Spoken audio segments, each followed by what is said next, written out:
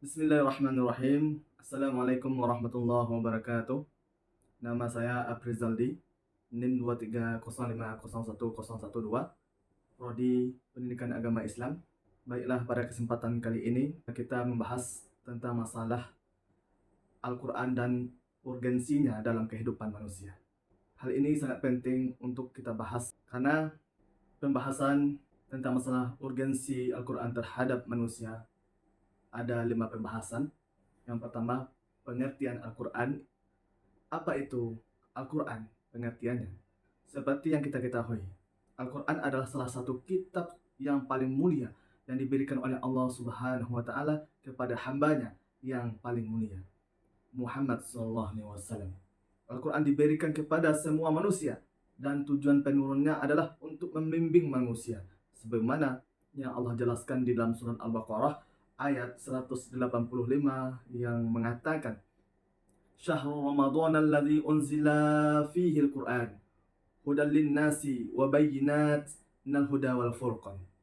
Yang artinya, bulan Ramadan adalah bulan yang di dalamnya diturunkan Al-Quran sebagai petunjuk bagi manusia dan penjelasan-penjelasan mengenai petunjuk itu dan pembeda antara yang benar dan yang batil.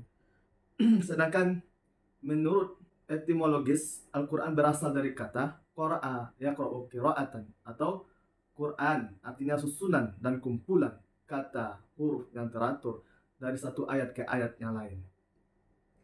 Pada saat yang sama, para ulama berbeda pendapat tentang asal-usul kata Al-Quran.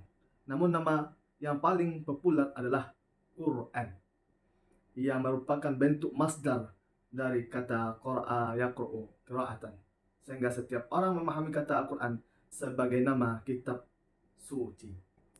Selain perbedaan dan cara para ulama mencari kata-kata dalam Al-Quran, para ulama juga berbeda dalam cara mereka mendefinisikan Al-Quran. Para ulama mendefinisikan Al-Quran dengan terminologi berikut.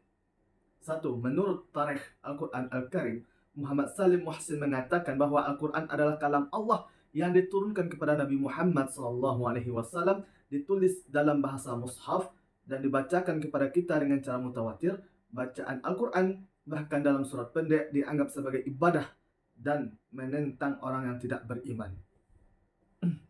Kemudian yang kedua, nama-nama Al-Quran. Allah Subhanahu wa Ta'ala menyebut kitab yang diberikan kepada Nabi Muhammad SAW dengan berbagai nama.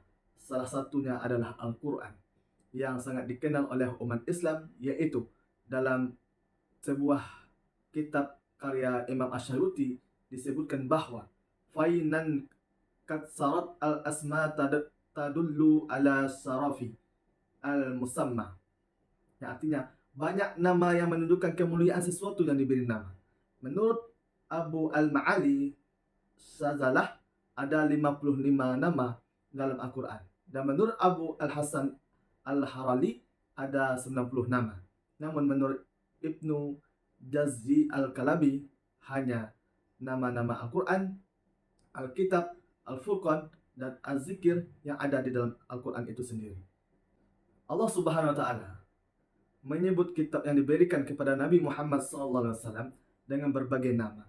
Salah satunya adalah Al-Quran, yang sangat dikenal oleh umat Islam, yaitu disebut dalam Al-Quran surat Al-Isra ayat 9, disebut Al-Kitab yang berarti tulisan atau tertulis, menunjukkan bahwa wahyu ditulis sebagai kumpulan ucapan dan huruf-huruf seperti firman Allah dalam surah Al-Anbiya ayat 10.